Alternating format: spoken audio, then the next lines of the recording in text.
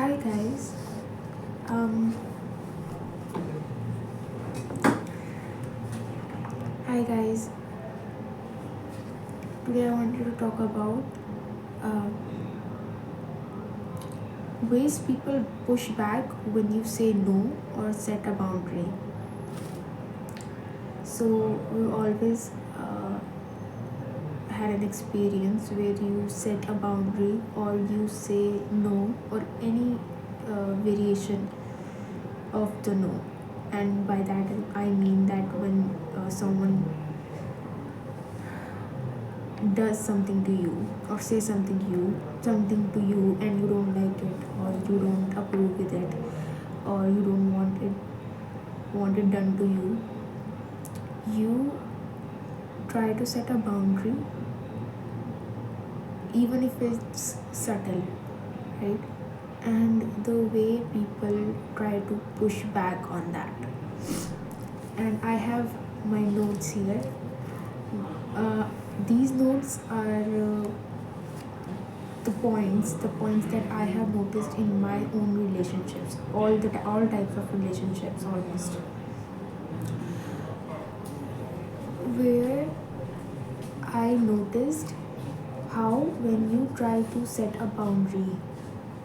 um, set a boundary or just say no in general about sorry something, so people try to push back on that because they actually can't accept the fact that you are telling them to not do or say something that harms you or that hurts you, even if a little bit. So,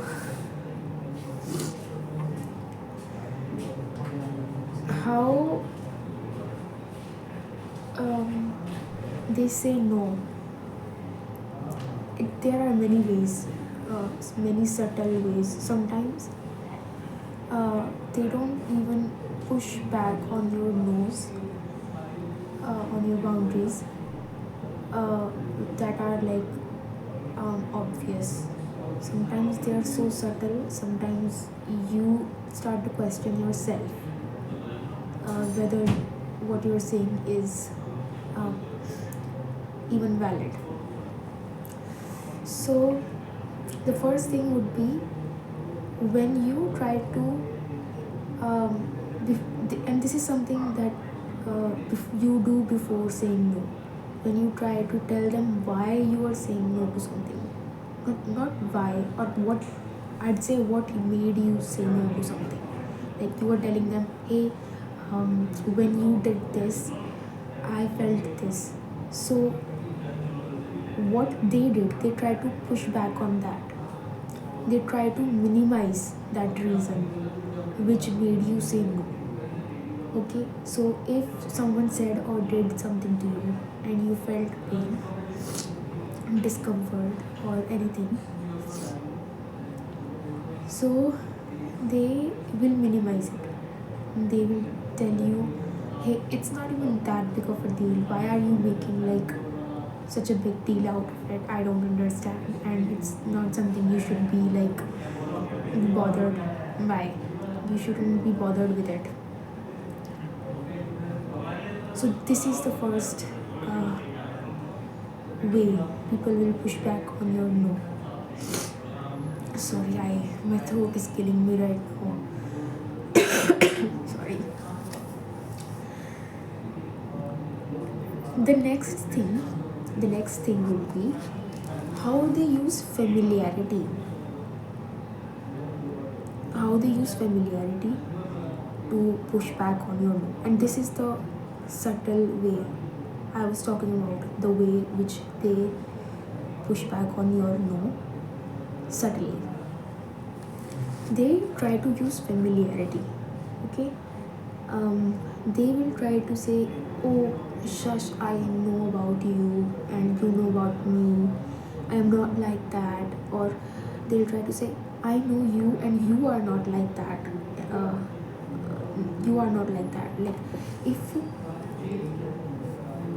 you put up with that behavior for one or two times or more times, if you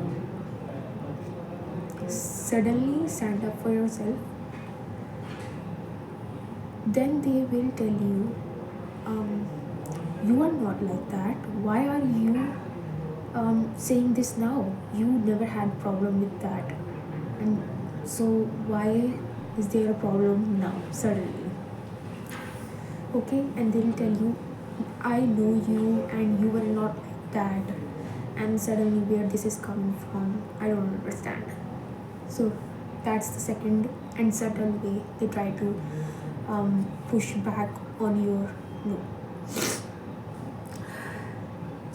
The third way would be, yeah, it's the same thing basically. They try to remind you how you used to be and how this version of you is not the real you, and that you are trying to be someone else. That's that's weird, but yeah, that happens. They tell you that whatever you are trying to be right now, it's too much, or this version of you right now is that's not how you used to be, that's not who you are. So again, they try to invalidate whatever made you say no, or whatever made you establish a boundary. The fourth way is the most common way. The fourth way would be when you try to bring up something, any issue or any grievance that you want to fix or that you want to talk about, and they say, okay, but I did all that, but you did this. So they're like trying to um, bring up their issues with you at the same time when you are bringing up the issues that you have with them. So talking about their issues with you alone is not at all a bad thing. It's a valid thing. They can talk about it, but when they only do it when it's your time to bring up an issue or a grievance, and they suddenly are like, oh, okay, I did that to you, but you did this to me. That's not a problem solving kind of behavior. That's more like escalating kind of behavior. Sorry. So that's something to keep in mind when they try to escalate by bringing up their own issues at the very same time when you are bringing up issues. Just know that whatever you're saying no to or setting boundary against is being pushed back. You will not know it. You will feel weird about it, that just when I am bringing my issues up, that's when you attempt to bring your issues up. That's so, I don't know. They think that they are helping by bringing their issues up, but it's more of like they're complaining instead of talking about it. So yeah, that's the fourth way. Fourth way, that the way in which people try to push back on you know. The fifth would be they give you the silent treatment. I don't know if it is overt that they go silent, pin drop silent on you, like not talking to you at all, or it can be they do talk to you, but keep far away from you in every way, like physically and emotionally and all. So in this case, what they'll try to do is they'll wait for you for a long time to forget it, to cool down about it, or just try to just create a massive uh, distance, and they hope or they expect that in that time you forget everything, that you wouldn't that when they start talking to you, you wouldn't bring that issue up again. And lo and behold, if you do talk about that issue again,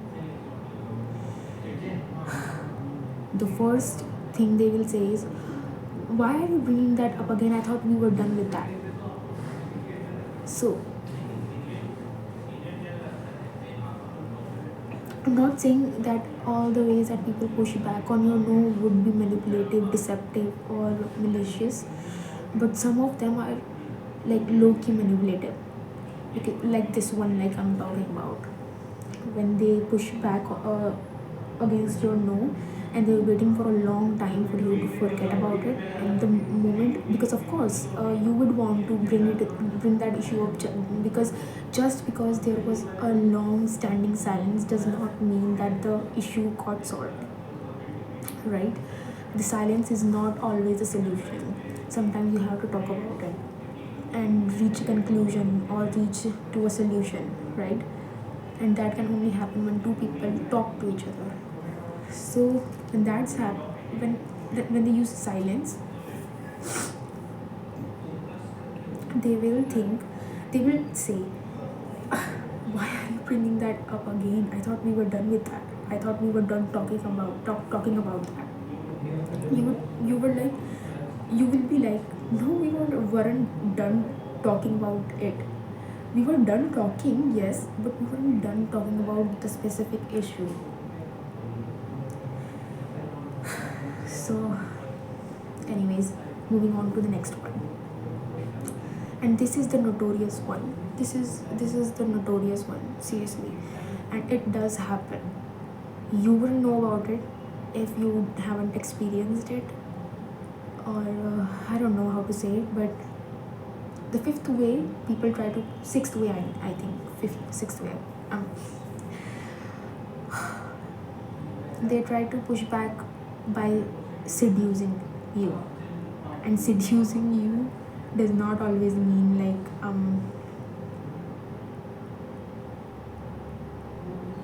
does not always mean that they are doing something overtly flirty or overtly like uh, advances towards you, but like in a more flirty way. And this usually happens uh, inside a relationship, inside a romantic relationship specifically. They try to charm you, they try to seduce you. I think that I'm, I'm trying to trust you, the listener, of the watcher who is watching my video right now. I'm trusting you that you will understand by what I'm trying to say when I say that sometimes people or your partner will push back on your boundaries or no by seducing you, by flirting with you, by the most clean example of this would be when, have you ever seen that scene in those movies where partners are arguing about something, and one partner puts a finger on the lip of the other partner and shushes them up when they are trying to talk about an issue? I'm not saying that it's always malicious. Sometimes people do that just to like calm the whole situation down. But if it's happening in more severe ways, I don't know how to do that here. I'm still new with this YouTube thing, so I don't know if I can use certain words or certain phrases. So yes, that's another way, the way of flirting and seducing you into, forgetting about the issue you are talking about. The seventh way would be nostalgia. They will bring up nostalgia. They will try to, maybe they try to create a bias in you.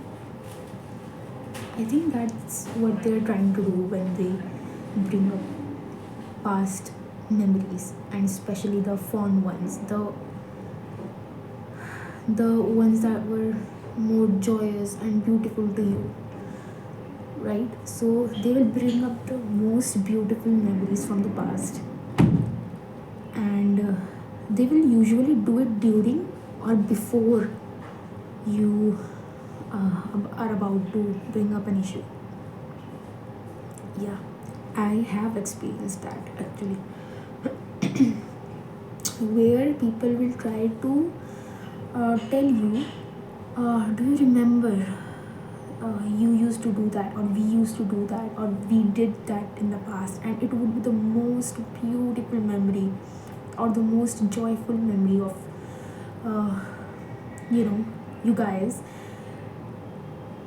And what they're trying to create is maybe the the feeling of familiarity, the feeling of belonging, and maybe they are trying to evoke a feeling where you soften your stance, where you soften yourself too much to just be firm about your boundaries or about your no.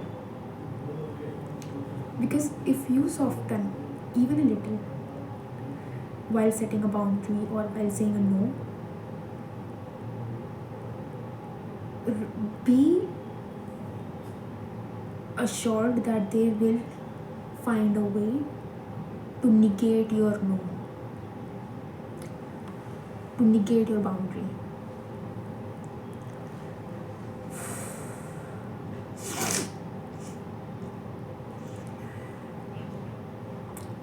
And the eighth way that they will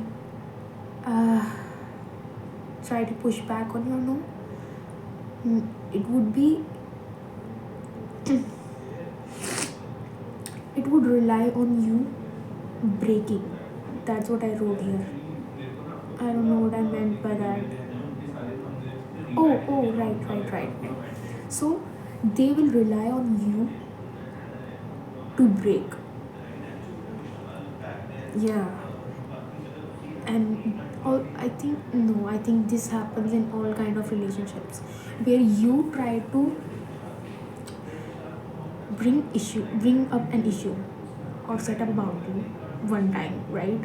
And they will totally ignore it, and then they will overstep it. I don't know, out of maybe uh, trying to irritate you, trying to frustrate you, or just because they forget it. If they forgot it genuinely, if it was an innocent mistake, then it's alright. But second or third time wouldn't be the mistake, wouldn't be an innocent mistake. They, what I mean by this is, they will want you to bring it up one time. It's okay. They will try to make you look like, yeah, they heard, and they will shut it off, and then you will bring it up the second time, and then they will again shut it off, and then third time they will do it until you break. And until you break will probably mean that you would either shut up about it, that you won't ever talk about it ever again, or you would cut them off.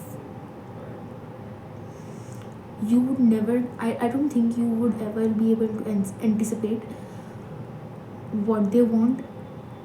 If they want to, you know, cut this tie, or do they want to silence you? it's most likely that they want to silence you. So they will mostly do this. They won't hear it. They will continue overstepping your boundaries, and they will rely on you breaking. And like I said, breaking has only two options. Either you go silent, you don't ever talk about it, you don't ever establish a boundary on that, or you explode and you cut the ties and you burn the bridges. So these are the 8 signs that I have noticed. I even wrote it down here, that I noticed that people do in all kinds of relationship to just push back on your no. Any variation of no, any variation of sentence that could imply that you are trying to set a boundary, and that you are trying to say no to whatever they have done or said. So that's it, guys. I hope that you have taken notes like I have. Try to remember these. These are the most common things that I have noticed, and I'm pretty sure that you have noticed these things too, but you didn't have enough, vocabulary, or you were not able to articulate it well. I think most people have, if this is this common, then you probably have noticed it, you have probably experienced it, and I want you to be aware of it. I want you to be able to name it first in your mind, in your heart, that okay, they are trying to play this trick on me right now. And if you can name it, you can probably find a way for it. That's how it works for feelings and thoughts. So yes, I hope this helps you. I hope this helps you set boundaries or be firm when you say no, so you don't get swept away by their charm or invalidation and all.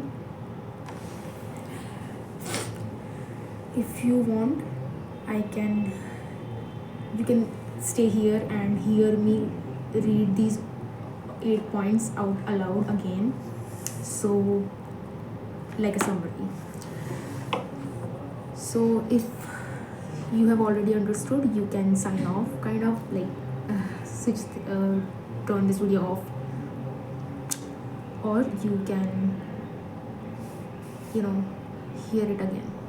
So here it goes.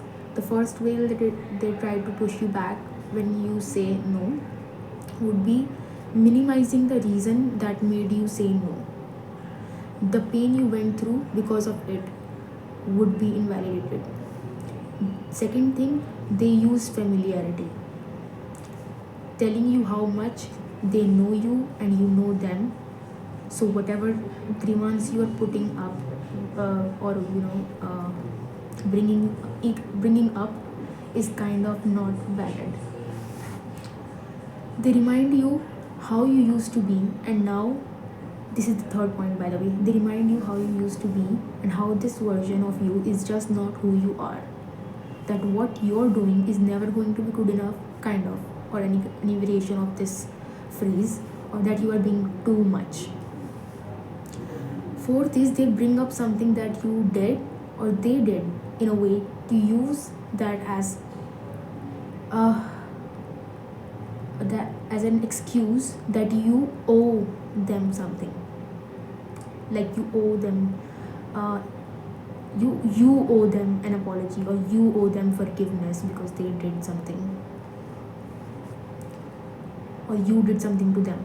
The fifth point is, they wait for a long time and then try to re-enter your life without even mentioning about what happened or what they did in the past, assuming that you cooling down from that intensity is somehow a reset for the old dynamic. Yeah, this is the most articulated line that I've written. So they don't take accountability when they re-enter. They don't mention it ever again, and then they just assume that you will cool down from the intensity and just hope that somehow the old dynamic has been reset.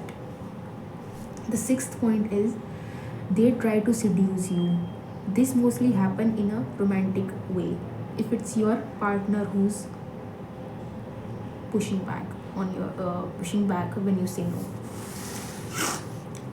The seventh is they'll use nostalgia, bringing up memories to invoke a sense of familiarity or belonging or joy that you felt in those moments or in those memories. The eighth is they may not be re- they may be relying on you breaking at their just first or even second attempt.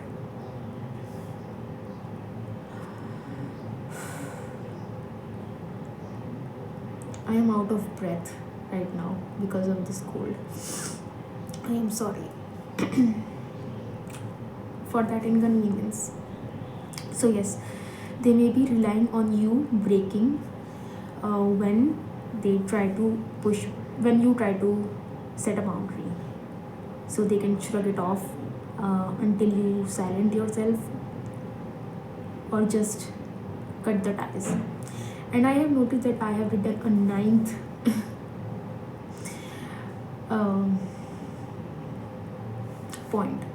They may not be, I haven't articulated this one the right way. They may not be relying on you breaking at their just first or even second attempt of them pushing back against your boundaries, but they rely on continuously doing it in hopes that you'll eventually break. Yeah, and question your own right to say no or to establish a boundary. I think this makes sense. This makes sense. They don't. Uh, the one way can be that they don't rely on you breaking, but they rely uh, on them keep pushing back.